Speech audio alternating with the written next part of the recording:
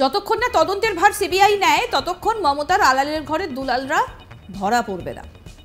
সন্দেশখালী তৃণমূল নেতা শাহজাহান শেখের ধরা না পড়া নিয়ে এই কথা বলা হচ্ছে। আমরা সবাই জানি যে গত 5ই জানুয়ারি সন্দেশখালীতে শাহজাহান শেখ তার বাড়িতে ইডি যখন যায় অভিযান চালাতে, তার সঙ্গে কেন্দ্রীয় বাহিনীর জওয়ানরাও ছিলেন। সেই সময় দাঁড়িয়ে শেখ শাহজাহানের অনুগামীরা কি পরিস্থিতির সৃষ্টি হয়েছিল সেখানে, একজন ইডি অফিসার তার মাথা ফেটে যায়, রক্তাক্ত হয়ে যান তিনি, সেই খবর সামনে এসেছিল।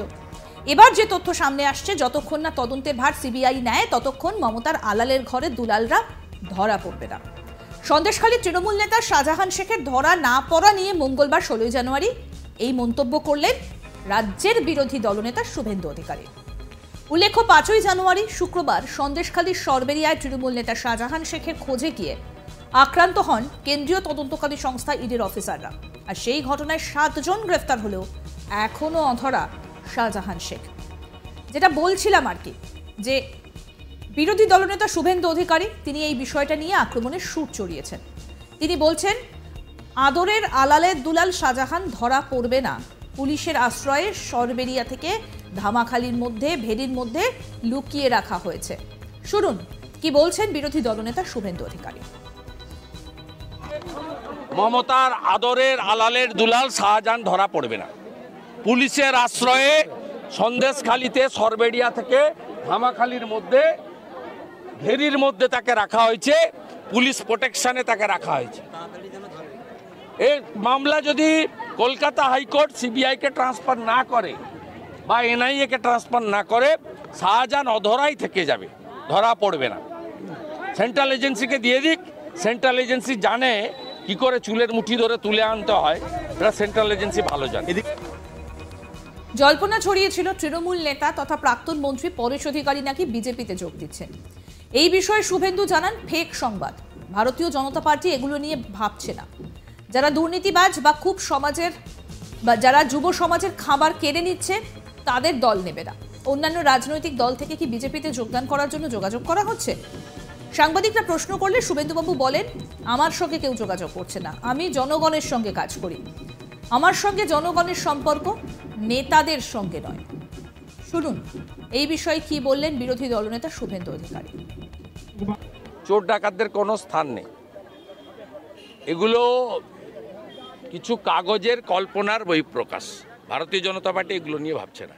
ভারতীয় জনতা পার্টি এখনও নিচের তলায় যারা সিপিএমকে বা তৃণমূলকে ভোট দিচ্ছেন তাদের আহ্বান করছেন আমাদের সঙ্গে আসুন বুথ স্তরে। তো ভারতীয় জনতা পার্টি এই ধরনের লোকদের, যারা পশ্চিমবাংলার বেকার যুবকদের থালা থেকে খাওয়ার তুলে নিয়েছেন, এই লোকেদের ভারতীয় জনতা পার্টি নেবে না। ঘোষিত নীতি এবং রাজ্য স্তরে আমাদের টিম তৈরি হয়েছে। আমাদের প্রভারী হেমন্ত বিশ্ব শর্মা এসেছিলেন, রাজ্য সভাপতি ওজিএস সহ যাদেরকে নিয়ে বসায় বার্তা দিয়ে যাওয়ার কথা পলিসি তাদের জানিয়ে দিয়ে গেছেন। আমরা সেই পলিসিতেই কাজ করছি। আয়ুষ্মান ভারত থেকে শুরু প্রধানমন্ত্রীর ফসল বীমা যোজনা, উজ্জ্বলা যোজনা, কেন্দ্রের নানা প্রকল্প থেকে বঞ্চিত রাজ্যের মানুষ। আর এই বিষয়ে রাজ্য সরকারকে এক হাত নিলেন বিরোধী দলনেতা। শুনুন এই বিষয়ে বা কি বলছেন শুভেন্দু অধিকারী। উচিত একটা সরকার করছে, যে সরকার শুধুমাত্র কেন্দ্রীয় সরকারের নাম বদল করছে না, পরিষেবাগুলো মানুষকে দিচ্ছে। আমরা আয়ুষ্মান ভারত পাই না, 5 লক্ষ টাকা পর্যন্ত বিনা পয়সার চিকিৎসা গোটা ভারতের মানুষ পাচ্ছে। 12 কোটি পরিবার, 60 কোটি কার্ড দিয়েছে দেশের সরকার। 5 কোটি লোক এখনো পর্যন্ত 5 লক্ষ টাকা পর্যন্ত দুরারোগ্য ব্যাধিতে পেয়েছে।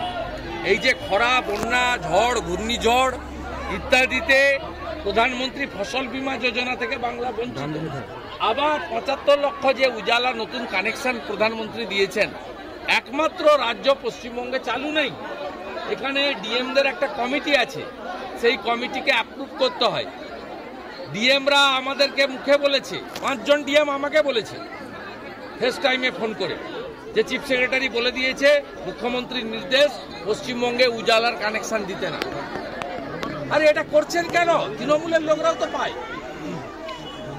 উজালার কানেকশন দেওয়ার ক্ষেত্রে তৃণমূল বিজেপি ভাগাভাগি হয় না, হিন্দু মুসলমান ভাগাভাগি হয় না। তাহলে 75 লক্ষ গোটা ভারতবর্ষে 43 লক্ষ অলরেডি এক্সস্ট। আমরা পশ্চিমবঙ্গ পাবো না কেন? বিনা পয়সায় গ্যাসের প্রসঙ্গত আগামী 22শে জানুয়ারি অযোধ্যায় রাম মন্দিরের উদ্বোধন হবে। সেই দিন দেশের বিভিন্ন প্রান্তে পূজা অর্চনার পাশাপাশি প্রদীপ প্রজ্বলিত হবে। দেশের অন্যান্য প্রান্তের পাশাপাশি নিজের বিধানসভা নন্দীগ্রামের মানুষও যাতে বাড়িতে প্রদীপ প্রজ্বলন করতে পারেন, তার জন্য মঙ্গলবার নন্দীগ্রামে 20,000 পরিবারের হাতে লক্ষাধিক প্রদীপ প্রদান করেন শুভেন্দু। এদিন নন্দীগ্রামের বিভিন্ন প্রান্তে মঞ্চ বেঁধে এলাকার মানুষের হাতে প্রদীপের বাক্স তুলে দেন।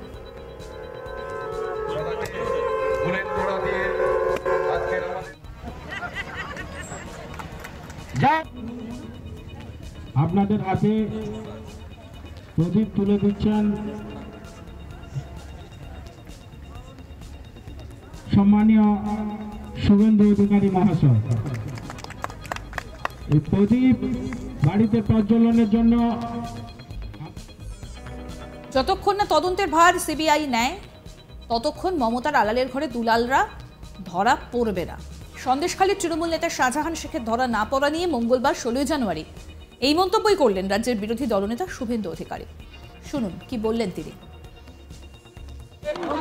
মমতার আদরের আলালের দুলাল শাহজাহান ধরা পড়বে না। পুলিশের আশ্রয়ে সন্দেশখালীতে সরবেড়িয়া থেকে ধামাখালির মধ্যে ঘেরির মধ্যে তাকে রাখা হয়েছে, পুলিশ প্রোটেকশনে তাকে রাখা হয়েছে। এই মামলা যদি কলকাতা হাইকোর্ট সিবিআইকে ট্রান্সফার না করে বা এনআইএকে ট্রান্সফার না করে, শাহজাহান অধরাই থেকে যাবে, ধরা পড়বে না। সেন্ট্রাল এজেন্সিকে দিয়ে দিক, সেন্ট্রাল এজেন্সি জানে কি করে চুলের মুঠি ধরে তুলে আনতে হয়, সেটা সেন্ট্রাল এজেন্সি ভালো জানে। অন্যদিকে জল্পনা ছড়িয়েছিল যে তৃণমূল নেতা তথা প্রাক্তন মন্ত্রী পরেশ অধিকারী নাকি বিজেপিতে যোগ দিচ্ছেন। এই বিষয়ে শুভেন্দু অধিকারী বলছেন ফেক সংবাদ। শুনুন সেটাও কি বললেন শুভেন্দু অধিকারী। শুভেন্দু অধিকারী মহাশয়, চোর ডাকাতদের কোনো স্থান নেই। এগুলো কিছু কাগজের কল্পনার বহিঃপ্রকাশ। ভারতীয় জনতা পার্টি এগুলো নিয়ে ভাবছে না। ভারতীয় জনতা পার্টি এখনও নিচের তলায় যারা সিপিএমকে বা তৃণমূলকে ভোট দিচ্ছেন তাদের আহ্বান করছেন আমাদের সঙ্গে আসুন বুথ স্তরে। তো ভারতীয় জনতা পার্টি এই ধরনের লোকদের, যারা পশ্চিমবাংলার বেকার যুবকদের থালা থেকে খাওয়ার তুলে নিয়েছেন, এই লোকেদের ভারতীয় জনতা পার্টি নেবে না। ঘোষিত নীতি এবং রাজ্য স্তরে আমাদের টিম তৈরি হয়েছে। আমাদের প্রভারী হেমন্ত বিশ্ব শর্মা এসেছিলেন, রাজ্য সভাপতি ওজিএস সহ যাদেরকে নিয়ে বসায় বার্তা দিয়ে যাওয়ার কথা পলিসি, তাদের জানিয়ে দিয়ে গেছেন। আমরা সেই পলিসিতেই কাজ করছি। আরো আপডেট পেতে আজ তাক বাংলার ইউটিউব চ্যানেল সাবস্ক্রাইব করুন, নোটিফিকেশন পেতে বেল বাটন অপশন প্রেস করুন। এই ভিডিও সম্পর্কে আপনাদের মতামত জানান, কমেন্ট করুন, শেয়ার করুন, হোয়াটসঅ্যাপে ফলো করুন আজ তাক বাংলা।